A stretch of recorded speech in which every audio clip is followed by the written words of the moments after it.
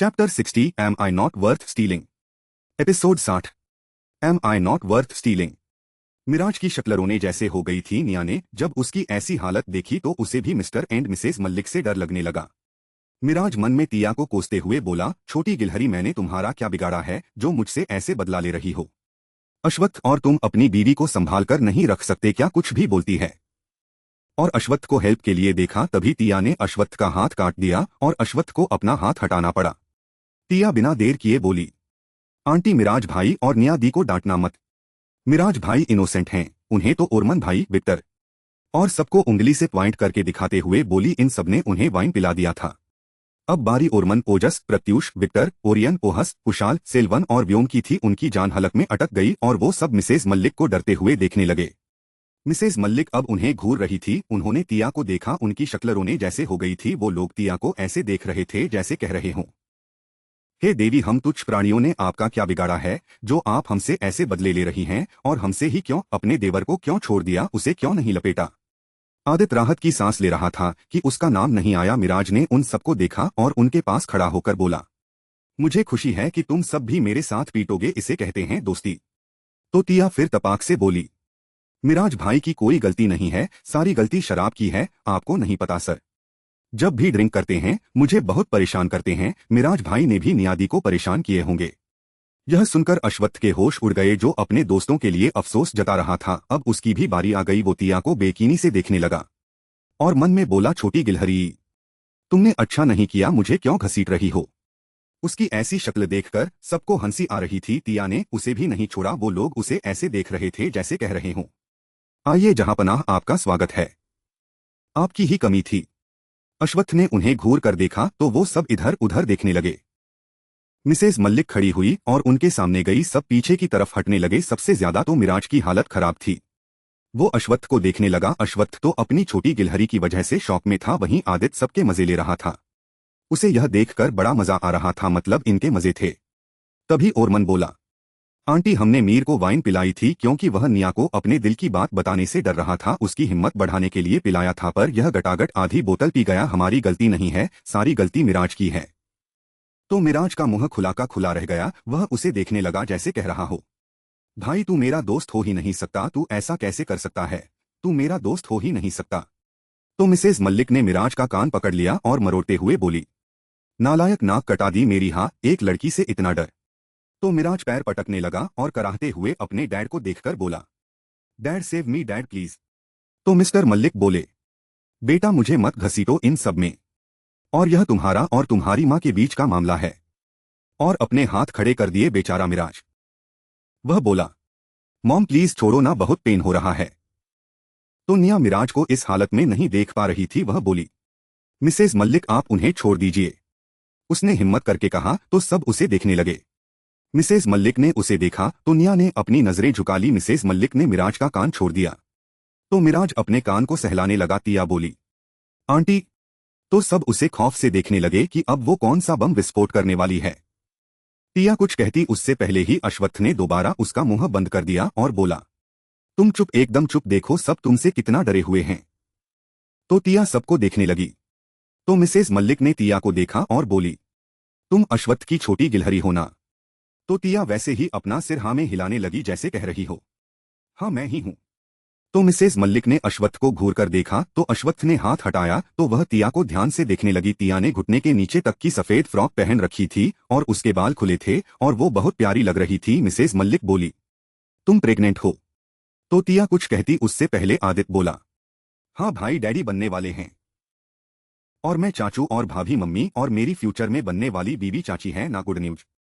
तो सब उसे देखने लगे। आदित्य ने अपने दांत दिखा दिए और बोला, फ्यूचर में होगी ना मेरी भी बीवी, तो चाची ही होगी ना। तो मिसेज मल्लिक ने अश्वत्थ के कान पकड़ लिए और बोली, क्यों बेटा, अपनी बीवी को बहुत परेशान करते हो? हाँ। तो अश्वत्थ बोला, आंटी प्लीज, दर्द हो रहा है। तो तिया बोली, आंटी और खींचो, मुझे बहुत परेशान करते हैं, और खींचो। तो अश्वत्थ उसे घूरकर देखने लगा तो तिया ने भी उसे आंखें दिखाई और बोली, देखिए मुझे कैसे घूर रहे हैं, ऐसे ही घूरकर मुझे डराते हैं और सारी बात मनवाते हैं।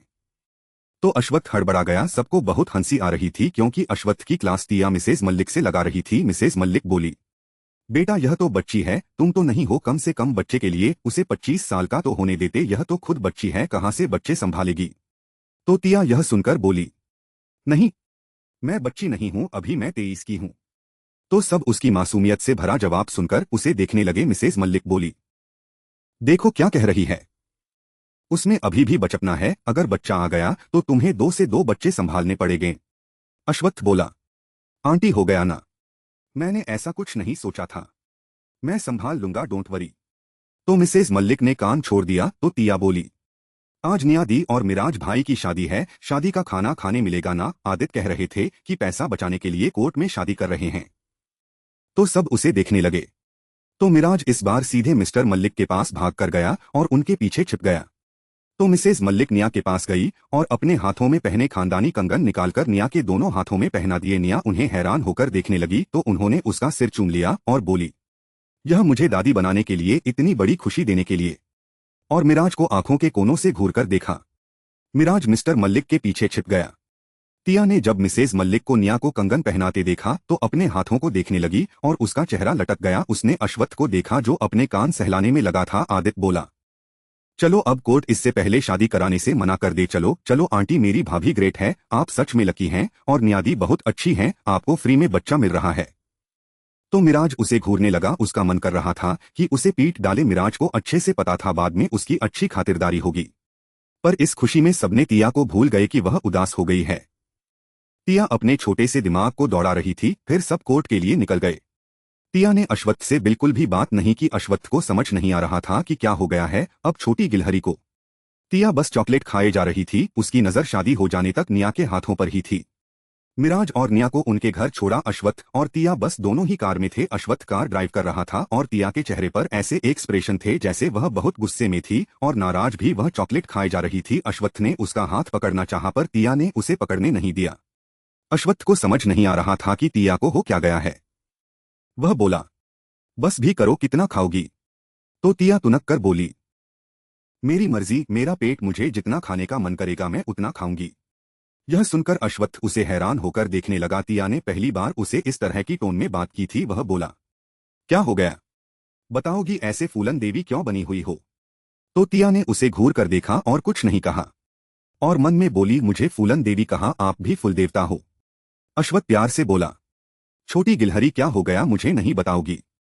तो तिया दोबारा बोली, मैं छोटी सी बच्ची नहीं हूँ, आप मुझसे ऐसे बात मत किया करो, आपके ऐसे बात करने से ऐसा लगता है कि आप मेरे डैडी हो और मैं आपकी छोटी सी बेटी। यह सुनकर अश्वत्थ ने अचानक ब्रेक लगाया। कार अचानक से रुक गई और तिया का सिर डैशबोर्ड से टकराते टकराते बच गया। अगर उसने सीट बेल्ट नहीं लगाया होता तो पक्का उसका सिर फूटने वाला था। अश्वत्थ जल्दी से उसे संभालते हुए बोला, ठीक हो ना तुम। और उसके सिर को देखने लगा कि कहीं चोट तो नहीं लगी है। वह परेशान होते हुए बोला, तुम्हें चोट नहीं लगी है ना, तुम्हें पेट में दर्द तो नहीं हो रहा है। और उसके पेट पर हाथ रखा। तिया जो उससे नाराज थी उसने उसका हाथ अपने पेट पर से हटा दिया। नहीं हो रहा है, वह बोली। अश्वत्थ को उसका ऐसा करना बिल्कुल भी अच्छा नहीं लगा पर उसने कुछ नहीं कहा और कार दोबारा स्टार्ट किया। वहीं आदित्य अकेले ही आ रहा था। उसने रास्ते में रेस्टोरेंट को देखा और बोला, पहले पेट पूजा फिर काम दूजा। और फिर कार पार्क करके रेस्टोरेंट के अंदर जाने लगा। वह अपनी धुन में जा रहा था। अचानक जोर से उससे कोई टकराया और वह सीधे नीचे गिर गया। वह कुछ रिएक्ट कर पाता उससे पहले उससे टकराने वाला इंसान भी उसके ऊपर गिर गया और बेचारा आदित्य दर्द से चिल्लाकर रह गया। वह बोला, मम्मी, मर गया, बच्चे की जान लोगे क्या, उठो मेरे ऊपर से उठो, मेरी अभी तक शादी भी नहीं हुई है। हाय मेरी कमर तोड़ दी, आज तक मुझे किसी ने नहीं गिराया, हाय मेरी कमर। तभी उसे एक प्यारी सी आवाज सुनाई दी, आई एम रियली सॉरी, गलती से हो गया। जब उसने इतनी मीठी आवाज सुनी उसने अपनी आंखें खोली और उसके ऊपर गिरने वाले इंसान को देखा। उसके ऊपर एक लड़की गिरी थी। वह लड़की ज्यादा खूबसूरत तो नहीं थी लेकिन उसके तीखे नैन नक्श और ऊपर से उसकी आंखें ब्राउन कलर की थी और उसके चेहरे पर अलग ही कशिश थी। वह उसे हैरान परेशान सी देख रही थी। आदित्य आंखें फाड़कर उसे देखने लगा। उसके कान में एक ही गाना बज रहा था, जादू तेरी नजर। उसने अपना सिर झटका और बोला, मोहतरमा, कितनी देर तक मेरे ऊपर अपने आप को रखने का इरादा है। मेरे पास इतनी ताकत नहीं है कि मैं कुछ देर और आपको झेल सकूं, उठने का कष्ट करेंगी।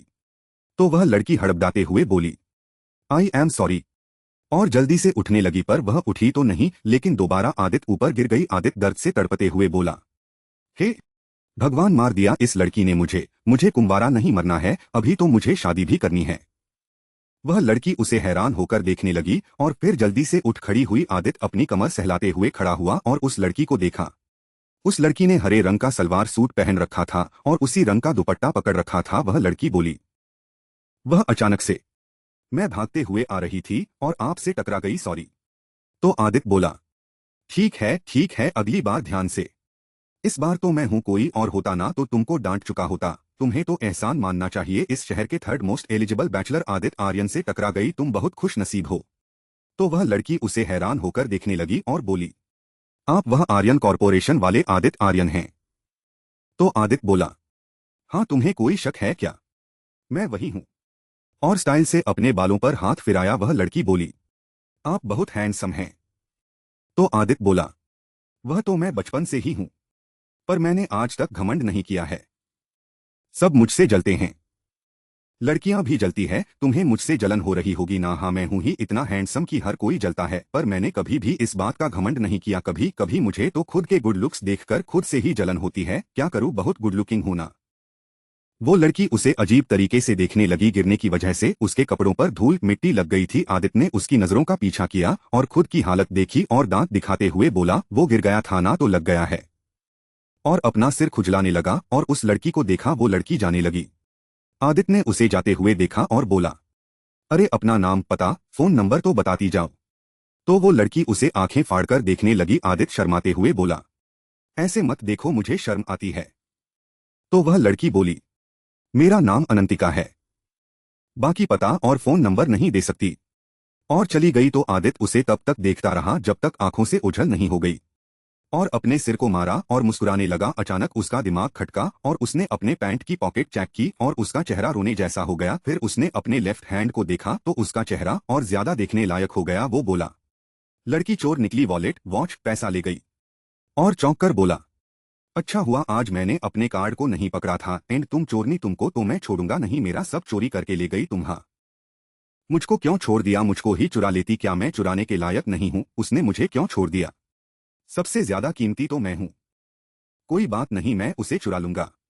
और मुस्कुराते हुए वापस घर जाने के लिए पार्किंग की तरफ बढ़ गया।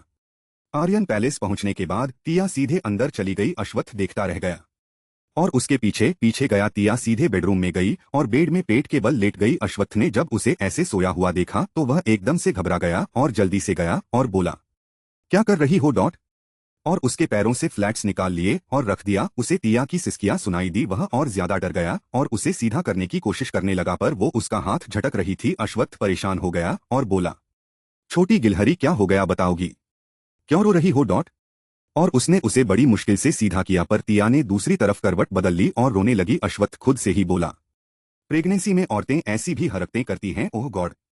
अश्वत्थ ने तिया को उठाया और अपने गले से लगा लिया और उसके सिर को सहलाते हुए बोला, रोना बंद करो, अगर तुम मुझे कुछ बताओगी नहीं तो कैसे पता चलेगा? मेरे पास तो कोई सुपर पावर नहीं है जिससे पता लगाऊं। रोना बंद करो और बताओ क्या हुआ।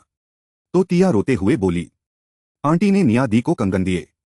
तो अश्वत्थ बोला, हाँ, वो अब उनकी बहू है ना, इसलिए दिए, क्या हुआ तो इसमें? तो तिया बोली, उन्होंने उनकी प्रेग्नेंट होने की बात सुनकर खुश होकर दिए, मुझे तो किसी ने नहीं दिए। अश्वत्थ उसकी बात सुनकर बस उसे देखता रह गया। बस एक छोटी सी चीज के लिए इतना डरा दिया था उसने उसे।